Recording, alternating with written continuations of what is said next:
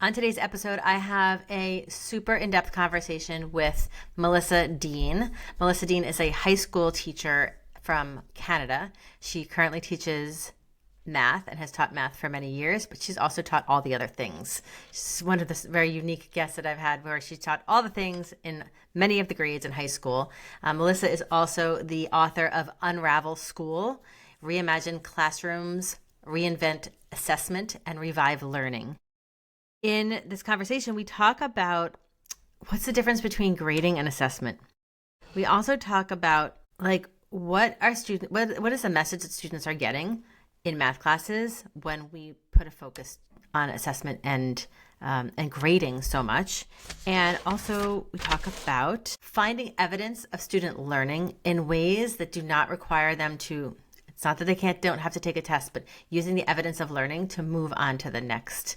What's next? What do we need to learn next? What I think you'll get from listening to the conversation that I have with Melissa is not that we shouldn't test kids. We do both believe that tests have their place, but that the emphasis and the focus on the grade that comes out of a student taking a test does not define what a student is capable of in math. One of my favorite parts of the episode comes right at the end, where she talks about sometimes she just gives the students a blank piece of paper and says, what do you know about blank, right? She'll fill in the blank. What do you know about slope? What do you know about ordering rational numbers? Instead of just giving the students a list of 5 rational numbers to put in order from least to greatest, which we do all the time, what do you know about it? And in this, the reason why I love this conversation so much as it applies to Blue Glasses math is about shifting perspectives on what it means to be a math person or what it means to do math, is that it's not about answer getting. It's about reasoning and thinking and making connections. And so it's like, what are the questions we're asking our students? What are the questions we're asking our students? And what's the information that we want to know as teachers from our students? Do we want to just know that they have an 85 average? Do we want to know that they got a 77 on the last quiz or test? Do we want to know that they got number 10 wrong? Or do we want to know what they understand about rational numbers? Do we want to know what your students understand about slope? Of course we do. So then in Melissa's conversation, we talk about ways in which we can do that, right? And also ways in which we're resistant. Not we, but society.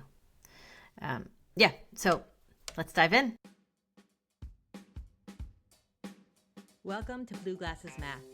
In this podcast, we will explore how our self-perception as math teachers and learners influences our approach to life. Whether you identify as a math enthusiast or not, this podcast is for you. Are you a teacher, a parent, a school administrator, or a student? Join me as we shift our perspective on what it means to be a math person. Let's take a look. Well, hello, Melissa Dean. I'm so thrilled to have you here all the way from Canada. Yeah. Amazing. Here on Blue Glasses Math. And I've been following you for a long time on Instagram as the Dean of Math. And I'm like, who is this Dean of Math person? And I just love everything that you post. And we're going to get into some of the things, some of the reasons why behind what you are really standing ground on. And I love everything you stand for. And I think we need more voices like this out there, which is why I invited you to have a conversation. So I'm so thrilled to have you here. Thanks. Yeah, I'm really excited to be here. Awesome. So before we get started, I'm just going to use you have a book, and the title of the book is Unraveling School. Unraveling School. And so Unraveling School, and this is about assessment in general, not just in math, right? Correct. Perfect. Okay, I admit I have not read the book, but I'm intrigued by the description. So I'm going to read the description so that our listeners can get a little context about where you're coming from, and then we'll get into the conversation. So for far too long, school and learning have been disconnected from each other, when the exact opposite should be true. There are many threads that we could pull. There are many I'll edit that out. There are many threads that we could pull on to unravel the foundation and reset the system. The key thread: assessment and evaluation. Upon close inspection, the foundation of our system is closely linked to our beliefs about assessment and evaluation. The tightly woven thread holds learning captive. Oh my gosh, I got the chills when I read that. This tightly woven thread holds learning captive as we try to shift our thoughts about learning without braving the necessary change in assessment and feedback practices. It can be hard to know where the starting line is.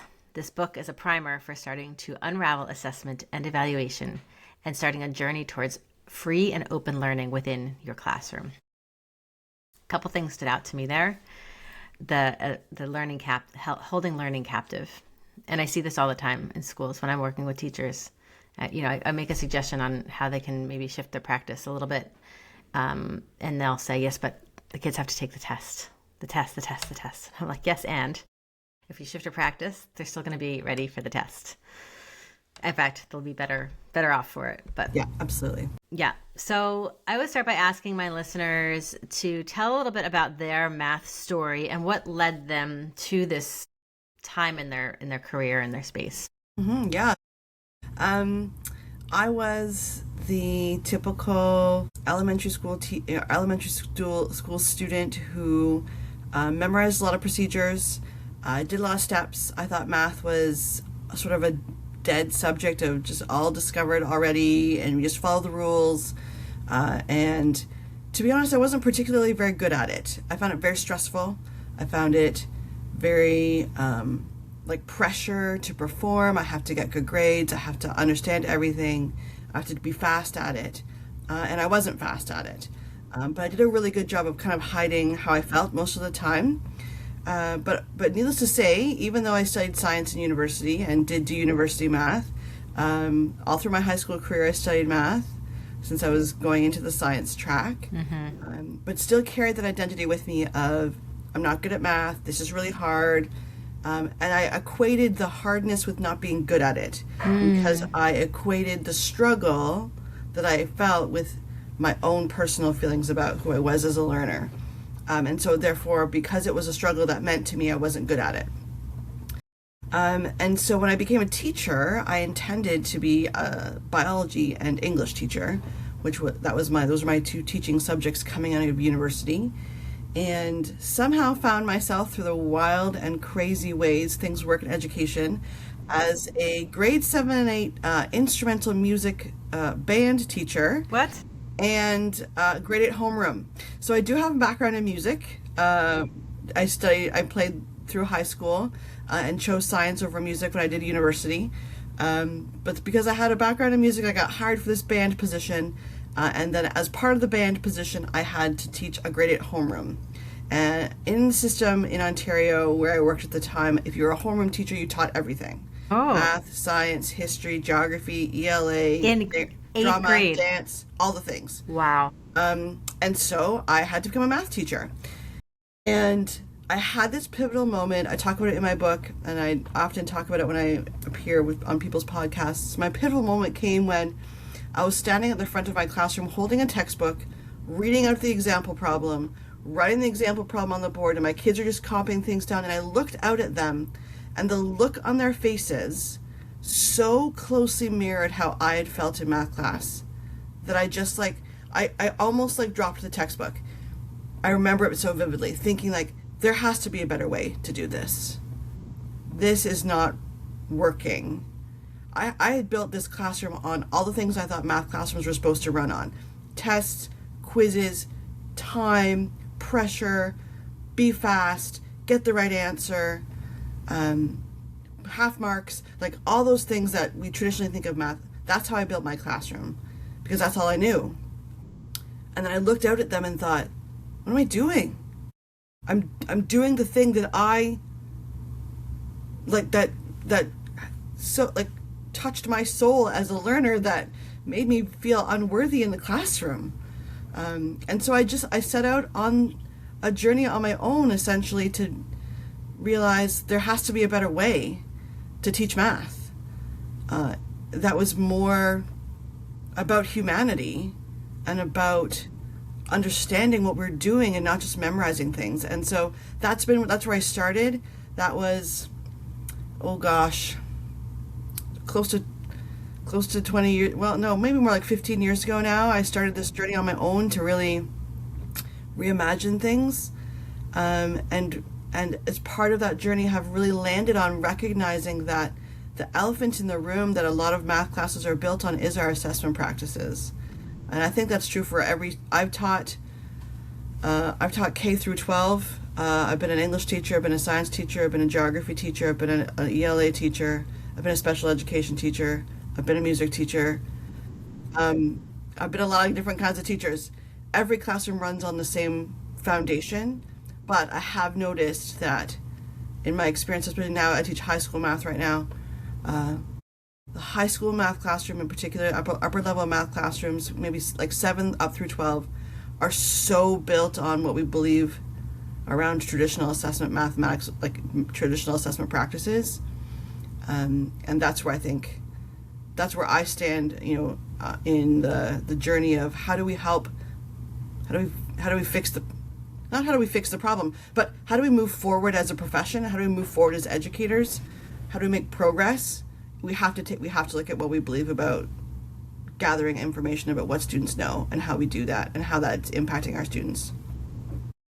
Yeah, I think everything you're saying, I mean, if I could just unpack a little bit, as you were talking, and you were talking about that moment, and I'm getting chills right now, the moment that you turned around and saw your students and like looked into their faces and was like, and then you put your hand on your heart almost as you were talking, thinking like, this is soul sucking, right? It sucked the soul out of me when I was a student. And so now this is what I'm doing. I'm like repeating the same, right? Because when we know better, we do better, right? So in that moment but the fact that you were even able to be aware and and notice, right? We talk about, I know you've probably heard of Annie Feder. She's the Notice Wonder Woman, right? Mm-hmm. And it's like, we always ask to the kids, what do you notice? What do you wonder?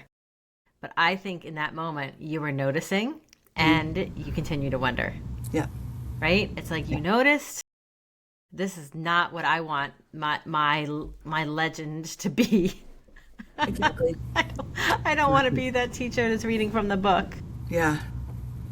And I think that the tragedy that just sort of hit me as you were saying that is, I think a lot of us notice, but don't ever get to the wonder about what we're going to do about it step. Like, we notice that things are not the way they should be, but getting to the point where we recognize, okay, I noticed this. What am I going to do about it? That's the hard part, because we ask our students to reflect all the time in our classrooms, or at least I hope we do. I think we should be. I think our classrooms should be run on student reflection. But as educators, to ask the same thing of ourselves, I think we're hesitant, because we might find out that what we're doing isn't the best thing we could be doing, and that's a scary place to be. Yeah, it's a very vulnerable place for teachers to be, because I think I feel like society has painted this picture of, which I think has actually swung the other direction, but the teacher knows best, right? Now we're sort of I live in the States, and sometimes it's quite the opposite. Sometimes it's like, well, what did my kid do wrong? Or what did you do wrong that like the kid gets in trouble in school, and it's like, well, what did the teacher do? Which is a whole nother topic. So I think there's some type of there's hesitation for stepping left or right out of the comfort zone, even if that comfort zone actually isn't comfortable. Yeah. Right? Yeah. And we talk about, in cognitive psychology, they talk about like if somebody is stuck in and I'm not a psychologist by any means, but from what I've read and people will stay in an uncomfortable pattern of behavior if that's the only thing they're familiar with. If they're not, Okay, so it was that moment for you when you saw your students' faces and the looks in their eyes, and that it reflected back to you how you had felt it as a student. And then what you said, you've been like sort of on this journey. What has helped you along this journey? This is the part that intrigues me. I think, there's some milestones that I sort of like touch on, or when I think about the journey and what's really helped me the most. And really, so I started with like trying to build a community and trying to figure like, if I got to find a better way. I don't know the better way. There's got to be people out there that do. And so I joined Twitter.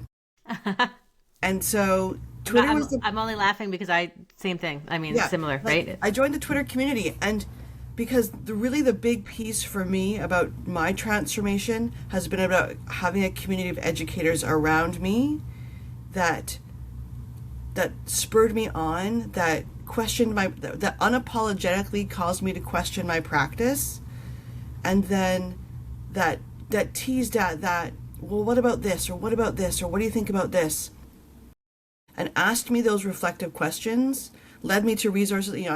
I'm a voracious reader. I read professional learning books on my summer vacation because that's what I love to do. And my colleagues are like, do you ever take a break? And I'm like, yes, I do. But this is what, like, for me, reading professional learning and planning and thinking about my practice brings me joy. Yes. So I do it in my spare time. Like, that's my happy place, is like, surround me with books and sticky notes and let me think about my practice. And then let me think about, how can I share what I know and what I've experienced with other people? Mm-hmm. Because that's been the key for me, was other people coming alongside me, especially in the Twitter heyday, and building that community that I have built through social media, and that has led me to, meeting a variety of people through, attending conferences and things like that, which are always great to meet in person. But that's why I feel a calling now as a veteran, quote unquote veteran teacher. I actually don't like that word because I mostly feel like I have no idea what I'm doing most days. And I'm like, am I supposed to ever feel like I know what I'm doing? No. No. But I feel a calling now as a veteran teacher who's still learning and still growing and still, you talk to any of my colleagues and they'll tell you that my classroom looks different all the time because I'm constantly growing and evolving. But I feel like it's my job to help other teachers grow too, because people did that for me, and so that's where I feel the calling to now, is to be that sort of uncomfortable, like, hey, have you thought about this, kind of voice, because that's. People don't move. I read a line somewhere. People don't move until you give them a reason to. I think it was a line from, I don't know if you know Tyler Rablin, who's big in the ELA assessment world. He's a great educator that I met through Twitter, and that's a line from his book, I believe. That made me think, really, like, that's my struggle as a teacher leader, even just thinking, like, how do we get people to move? Because, again, I think people notice, but they don't, the next step, right? And so that's why I feel like we got to have these hard conversations. We spend a lot of time avoiding the hard conversations and the elephants in the room, like talking about assessment and what we really believe about it, and how that really, when we peel back the layers, what we believe about assessment data and how we understand what the ways drives the way we plan all the instruction in our classrooms. So we're happy to talk about pedagogy lots of times, and talk about different are we direct instruction, are we inquiry instruction, are we building thinking classrooms, are we doing this, are we project-based learning? We're happy to have those conversations, even if we disagree. But you open that door and talk about, like, hey, so tell me about that math test you gave. How did you decide that kid needed to get half a mark off? Well, that's just the way we've always done it. Okay, well, is that a good reason? And that's the conversation I think we need to start having.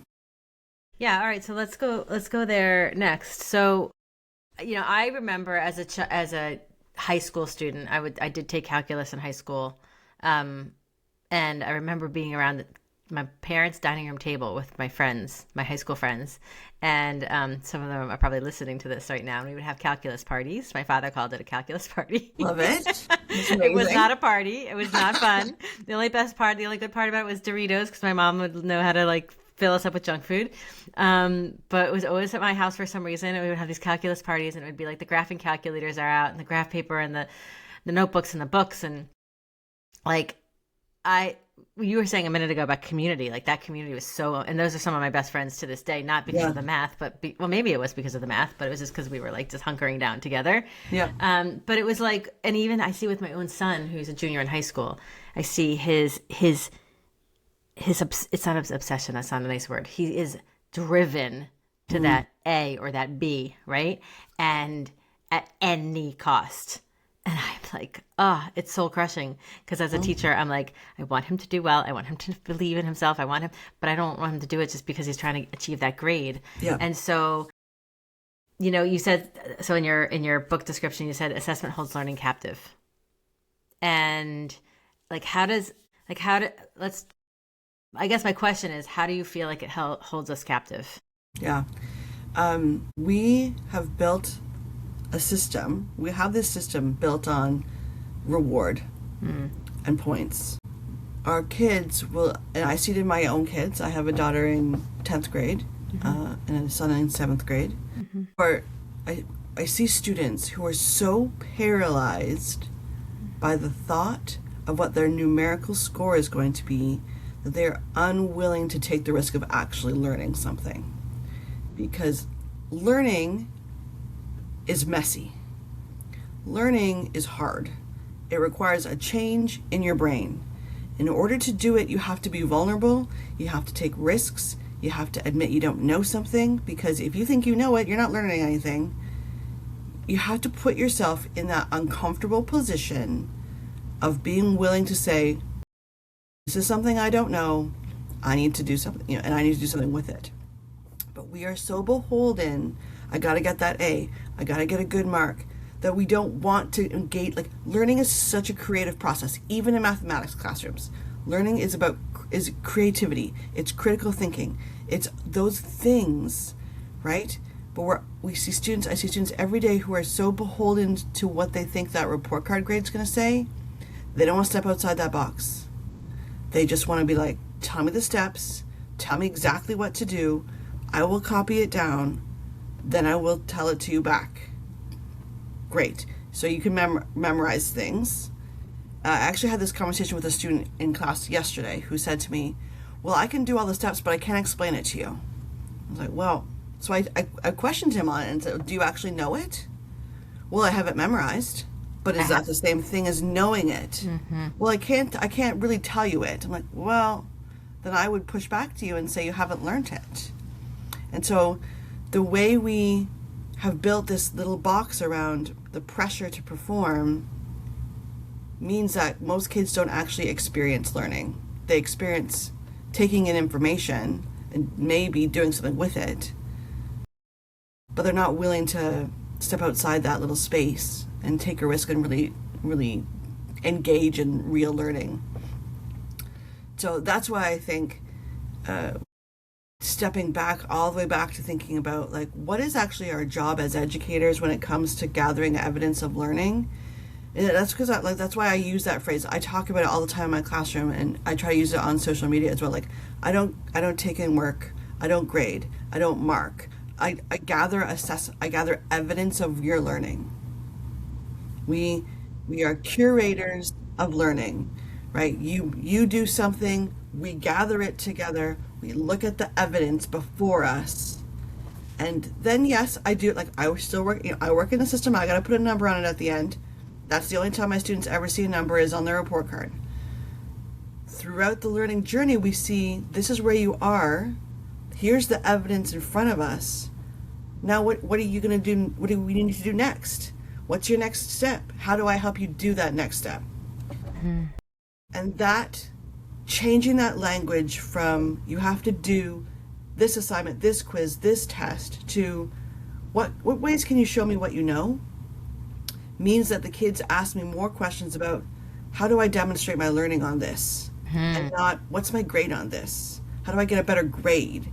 They want to know about how do I show better learning? Great. That's a conversation we can have. That's beautiful. So I work with a I work with schools, and there's one company that I've been working with, and it's called Innovamat, and it's for they right now have a K-5, and they're building a grade 6 through 8 core curriculum, and they have a intervention program as well. Something that fascinated me from I just came on board with them in about 6 months ago, and I was completely fascinated because one of the things they do in their core program, which completely upends everything, is that the assessment is a week, and the test of what we would call happens on the first day of the week. So the way they have it structured is not the expectation, but the suggestion is Monday, you give the test. Then Tuesday, Wednesday, Thursday, Friday, you use that test as information. And they don't even call it a test, but that assessment gives you information of what you need to do for the rest of the week, as opposed to most schools where I do consulting. It's completely the opposite. We review for the test the day before, sometimes 2 days before, and we give the test, and then the next day is chapter 9. Yeah, so then you move on. We move on. As it was like, okay, now you've learned, and like that's one of the things I find. Yeah, I'm building in my grade 9 classroom right now is this. It's like ongoing. So we studied circle properties as the start of our semester, because it's a very collaborative and problem solving based and puzzles and building these skills. And now we're moving into something different. But I was like, but those circle questions, like what you knew about circles and being able to, it's not going away. It's not like we did the thing and now you don't have to know it for the rest of until the exam. Like you have to carry that information with you, because honestly, at the beginning of that the beginning of that learning, I expect you to do, this sounds harsh, but I said to kids, I expect you to do terrible on it at the beginning, because you're just learning it. Right. If you didn't find it hard and you weren't terrible at it, then I'm not teaching you anything. Right. We gotta move on. Yes. If I only ever give you things that you can do right now, what's the point of being here? And so I say to them, like, the evidence that you demonstrate in February on this is not going to be the evidence you demonstrate in April on this. Like, you're going to keep demonstrating, because we're gathering information. Yeah. We're not just one and done, cram it into your brain, write the unit test, and now tomorrow we open the textbook to the next chapter, as you said, and just move on to the next chapter. Yeah. We're gathering evidence, and that evidence grows as you grow as a learner. And yeah, so does that mean, like, if at the beginning of the unit you were at a not proficient level, but at the end of the unit you're at a proficient level, great, then when I write your report card and say, what do you know? This is what you know over here, not what you knew over here. That makes so much sense, because I think again, back to my calculus parties, I remember like chasing the grade, being like, oh my gosh, I got a 65 on the quiz. So that means I have to, I spend so much time figuring out what grade do I have to get in order to average out. So I still end up in, I don't think I was ever in National Honor Society. In fact, I know I wasn't. But like, so that I end up in that, whatever, that grade point average that I was chasing all the time. And I feel like, well, you said a minute ago, like, it's okay to say, I don't know, or you said something to that effect, right? And like, I don't know is such a culturally, like a black mark, which is ridiculous, because we all don't know something all the time about a lot of things. Exactly. So if we feel like we have to know even with 25 years of experience in the classroom, both of us were sort of at the same level in our career. I feel like you're getting ready to throw up something at me because you're opening your book. That's awesome. But I feel like we all don't know most of things. Yeah. Look at we're supposed to have a blizzard tomorrow. Like 3 days ago, we were supposed to get 3 inches of snow, and all of a sudden it's this like cyclone bomb that's coming. We're going to be buried under 15 inches of snow. And like, guess what? The weather guy still has his job, or her job. Right? We had this we were forecasted to have a huge snowstorm on Tuesday night. Kids were absolutely certain school's going to get canceled on Wednesday, because when we don't have, especially here in Manitoba, when we get snowstorms, we get snowstorms. And we cancel school and school's closed, and they were dead certain. And I woke up 6 o'clock on Wednesday morning. It hadn't even snowed. No snow at all. I was like, all right, well, we're moving on with our life. But that's so true, right? Like that I don't know. Like, and some, it's a fine line though, because some kids carry that I don't know as like a badge of honor. Like Oh yeah. they use I don't know as a way to sort of say, I don't know what to like. I'm uncomfortable with this. I don't know. This confuses me. So I'm just gonna throw an IDK on my page and call it a day. You got to be willing to engage with the I don't know. Because if you don't, then you're gonna stay there. It's for some kids, especially at the high school level, it's sort of like a bit of a cop out. The kids will just be like, I don't know. Yeah. Okay, Yeah. great, and they expect me to say, okay, 0 out of 5, let's move on. Yeah. Yeah. Instead, I say, oh, you don't know? Let's sit down and talk about it. Right? That's like And then they're like, it's a oh no. conversation. Now we move on. Now we dig into it. But they were hoping I was just gonna just give them a 0 and move on. No, It's not crazy. It's not not how crazy, it but works. it's not. No, I know. And I see at the elementary school where I coach mostly, I see the I don't knows. They don't know what to write IDK yet. They're not that savvy, but they'll just wait. They'll just wait, and the wait time is painful. And if many of the classrooms I'm in, the rescuing comes right after that because they're like, okay, I don't want my student to feel uncomfortable, right? And I'm not trying to throw shade at any teacher, but it's like I'm uncomfortable with the wait time, the uncomfortable silence. But that's where the thinking is happening. If that student knows that at the end of this uncomfortable silence, the person who's doing the talking, the reasoning, the thinking, the providing evidence of learning is back on the student, not on the teacher. Back on them. Yeah. And we have to balance that so carefully. That's why it's such a tricky part of it, because we want them to sit in that uncomfortableness, but we don't want them to stew in it and think and take it in as part of their, like, oh, this is a part of my identity now, like the shame culture of it, right? We have to build those classrooms around understanding it's okay to be uncomfortable, and if you are uncomfortable, like, embrace it. That's not a commentary on who you are as a person, because that's how I saw it. I saw the uncomfortableness as a commentary on who I was as a person. Yes. And I can say that now as a 47-year-old. As a 13-year-old, I didn't see it that way. No. But that's what we want. We have to help kids see that sooner, that being uncomfortable is part of it. It's part of the journey.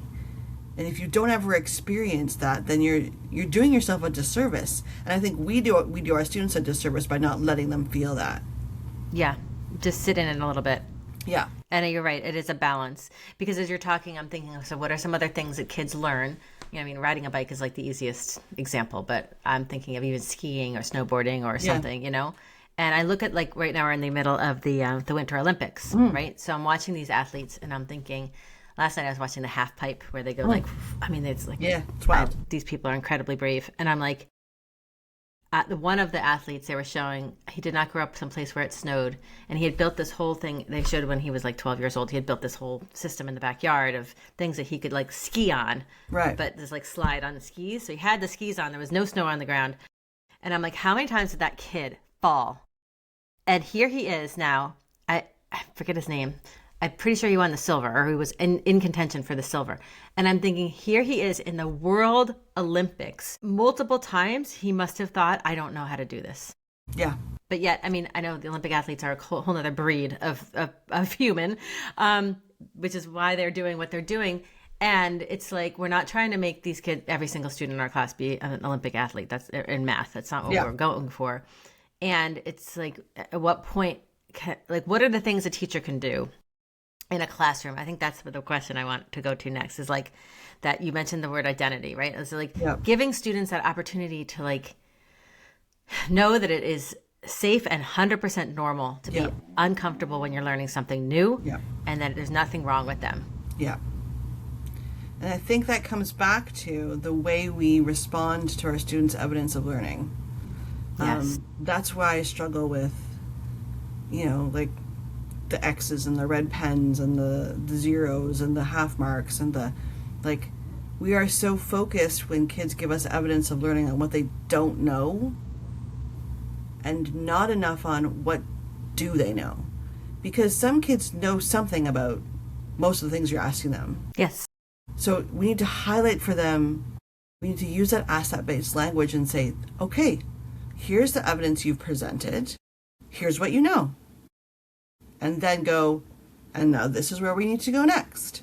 Right? Instead, we have this catalog of like, well, you didn't do this and you didn't do this and you missed that point and you messed up this number, and like, okay, if that's all they hear, yeah, if that's their experience of understanding how they know what they know, then they're not going to want to sit in that uncomfortableness, because why would they? No, I wouldn't want to do that either. I didn't want to do that. Yeah. Right? Which is why most kids are like in such a, well, at least in the States, are in such a lot of kids are very much in a hurry to be like, okay, can I be done with math now? What can I major in so that I don't have to do math? It's like, I don't blame them, right? Because, I actually, no. Yeah, I don't blame that either. I think, teaching grade 9 right now, and I taught grade 10 last semester, and like the kids come into the room and like it just is like existential dread as they walk in, like, oh, it's math class. Okay, well, let's try to turn that frown upside down, friends. Like, we're, and I try to do that through, and I'm not perfect at it. I spend so much time at the end of every day reflecting on what I did and what I saw in the classroom as a result, and sort of documenting my own learning. So I know I have loads of ways to go still in my own practice, but I had some moments where I saw kids like, can we work on this problem together on the whiteboard? And they would get up and they would stand at the whiteboard and they would furiously like working things out, and I'm like, that's what it's about. That piece of, this is hard, I've got people around me, can we work through this? Like, let's work through it together. Like, yeah, let's do that. Right? We spend so much time, I think, trying to silo math into subjects. We try to silo our students into individuals. And there is a time and place where we have to know what kids know individually. Absolutely. I 100% believe that. But instead of, every man is an island in the math class, like, let's open it up to a room where kids feel like they can come in and say, like, hey, here's a question we did yesterday. I don't really get it. Can me and my friends, can we work on, go to it. Right? So great. Have those conversations. Figure things out together on the whiteboard. When you get stuck, put up your hand. Like, let's come together. Those are the moments where I see breaking down some of that uncomfortable with the willingness to take risks. Yeah. Because they know that thing that they're doing right there in that moment, like, that tells me way more about a kid's math abilities than anything they're going to do, than a worksheet that they're doing at their desk. Mm-hmm. Right? Listening into those conversations. Yes. That's where the magic happens. That's where you understand what kids know about math. And the more we can build opportunities for that into our classrooms, then I think that's where we're really going to start to see. Because that's what I was like, what do mathematicians do? They get together and they talk about problems they don't know the answers to, right? And you see that they have their chalkboards or whatever, right? You have that Hollywoodized idea of like the mathematician with the chalkboard full of work, right? But like, that's what they do. But that's actually what they do. Yeah. I mean, if you walk into any university, that's what they actually do. That's what they do. Yeah. So like, let's build more mathematicians and less math students. Yes, I agree. Yeah, because mathematics is, I think that's, again, like, I had a similar experience where I think actually, I was reading this from your website. You said, So you said, I don't know what you would think. You wrote this in June of 2025. You said, okay, you're talking about your students. You're saying, I'm a high school math and science teacher. And you say, referring to your students, they see the content as a checklist of things that they need to do. But I believe that my real calling is to help students explore what it means to learn, to grow, and to be human. And I think that math class is a unique positioning, is a place where we can position students as real learners. I'm not saying that other subjects are not learning. That's not what I'm saying at all. but I think math is unique. And I think what makes people be able to like switch on or off, like I'm good at math, I'm not good at math. I have generations of people who don't know how to do math, so therefore I can check out. I think what's underlying that is that when we learn math, the way we are trying to teach math is all these vulnerabilities and these things that we just want to avoid at all costs. Yeah. Where your balance, how do I balance these perspectives, right? Because I had students, who tell me how to do it, and if you don't know if you can't tell me how to do it, then that means you teacher must not know how to do it. Right. Like that's not actually what's happening here. Yeah. But they've never experienced it any differently, so how are they supposed to know, right? They think that it's just a series of steps. And so then you said, I must be a learner first before I am a teacher, and I thought that was beautiful, right? Yeah, that's a hard, and it's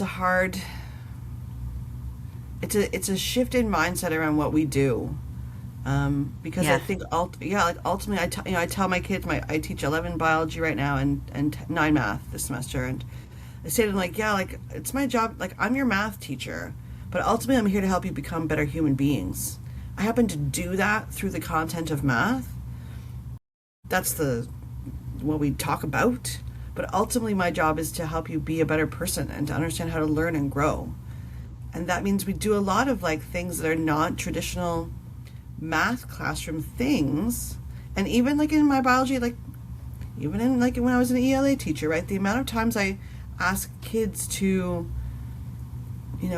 just on Friday, I gave them a piece of paper and said, here's a topic we've studied. Tell me everything you know about it.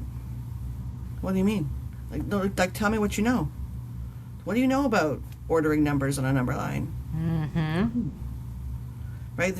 If I gave them a question and said, order these numbers on a number line, they would do it.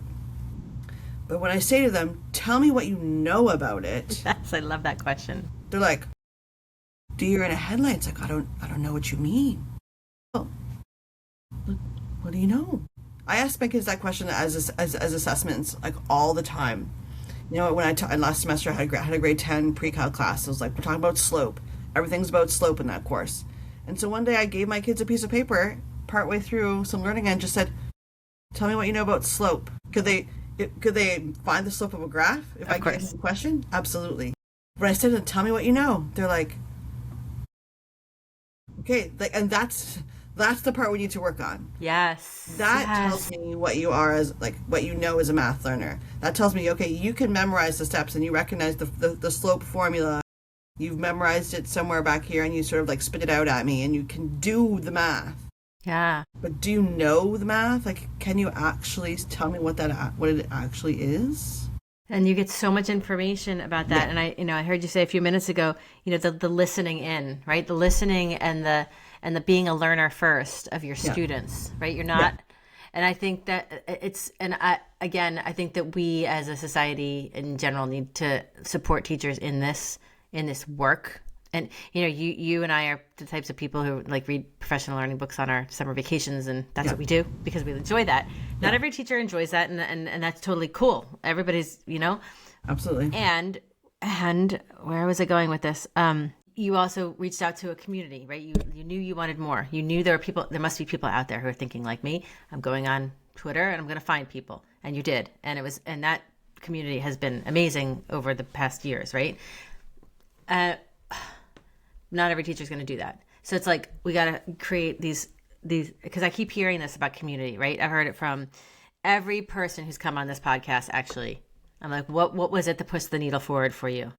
And every single person, there's some aspect of community, of knowing that I'm not an island on my own. And I'm like a call to admins out there everywhere. We've got to create these spaces in an authentic way for teachers, not as one more thing for them to do. Yes. Yeah. Because that's the hard part. Because sometimes teachers will see it another PD day. Another PD day. Yep. There I'm going to be wasting my time, right? And I understand where they're coming from. I was one of those teachers who sat next to the lady who was sitting next to me was knitting, and the guy next to was reading a newspaper. This is going back before we had iPhones. Now it's everybody's on Facebook and Instagram while PD provider. People are either on their phones or they're doing their marking. I'm like, that tells me something right there. right? Like if you're doing like the way we carry our marking around as a badge of honor and feel like we have to squish it into every moment of every day, like that tells me that says something about the PD that's happening, but it also says something about the grading culture that we've built. Yes. Yeah. So we need to break it one step at a time. Absolutely. Yeah. Okay. So I could talk to you all day. I say that to every guest, but I really mean that. I'm not just saying it to like have like a little thing to say at the end. But so I ask two questions at the end of every conversation. And the first one is about like what advice would you give to a teacher? Like what's something they could do in their classroom tomorrow that doesn't require, or what's something they could do internally on their own to help them be a learner of their students or something like that. I don't know. The starting place that I would start at to become a learner of your students is, and this is going to sound like crazy old school, but is like grab yourself a notebook, grab yourself a pen, and take 10 minutes and write out what you know about your learners. Mm. What do you know? Like, and you can think of like individual students if you want, but also just think about like you think about, you know, if you're a high school teacher, think about like your period 1 class or your whatever, the class that you want to improve the most or whatever. Pick one of your classes. If you're a younger, you know, an elementary grade teacher, you've got your group of students that you're studying. Write out what do you know about them, and then use what you know to identify like what we would do with students, right? Like we ask them, we know what they know, then we can make a plan to move forwards. So spend some time. Like, what do you know about your students as a group of learners? That's beautiful. That's going to highlight for you where you want to go next. And think about like, well, where are they right now? And where are you right now in that journey? And then pick one thing out of there that you want to work on and think, okay, well, I know this about them, and this is what I'm seeing. Okay, what's one thing I can do to move that needle forward? Love it. Awesome. So good. And so nice and open-ended. Like you said, what do you know about ordering numbers? Yeah. Same question, right? Yeah. Okay, my very last question is what gives you hope in the math education space? These conversations. Oh. Because it's so... I think I made a post about this a few weeks ago on Instagram. Like, there's so much out there that is about how terrible things are right now. Yes. And it's almost like, you know, I think I made some posts that like, you know, I'm never going to go viral because I don't make funny videos with how terrible teaching is. Mm-hmm. Because I see that. Like, you know, in lieu of Twitter, I think, okay, like, where's the next best place we can build community educators? All right, like, let's build on Instagram, right? Like, there's a community there. Yeah. That's there. But it's so much on how terrible things are. But what gives me hope is finding these pockets of conversations with people that are willing to engage in the hard work of becoming better at what we do. Because there's not a lot of the people are out there. We have to find them. So having this kind of conversation and knowing that, again, like there are people, there's other people out there who want to grow, who want to learn, who are doing the work, the hard work of reflection, and starting to have some of these hard conversations around what we do and what we believe in the math education world. Like seeing some of those shifts starting to happen. For me, it's been like colleagues coming up to me and, you know, tell me more about what you do in your classroom because it's really different from what I do. Okay, like let's have that conversation. And that's my purpose in sharing on social media and, you know, writing on my blog is like just putting ideas out there that then hopefully causes someone to say, hey, that's an interesting idea. Maybe I need to find out more about that. And who can I talk to? Well, I can talk to this person. And if it's not me, that's right. It doesn't have to be me. But if I have caused somebody to pause in their practice and say, that's different from what I do, but maybe I should think more about that, then I feel like that my job's done. Like, that's my goal. Amazing. I think you are one of the seed planters like you're just planting the seed, right, for people. And it's like I used to say, drink the Kool-Aid. If I get one teacher in this building to drink the Kool-Aid, then other people are going to notice. And then, not that it's my Kool-Aid, it's just the Kool-Aid, and then somebody else can build on that. Yeah. So, well, thank you so much for your time today, Melissa, and your expertise and your spirit. I just really appreciate you coming on Absolutely. today. And it's my pleasure. Yeah. Yeah. Well, thank you so much. Oh, and where can people connect with you? Yeah.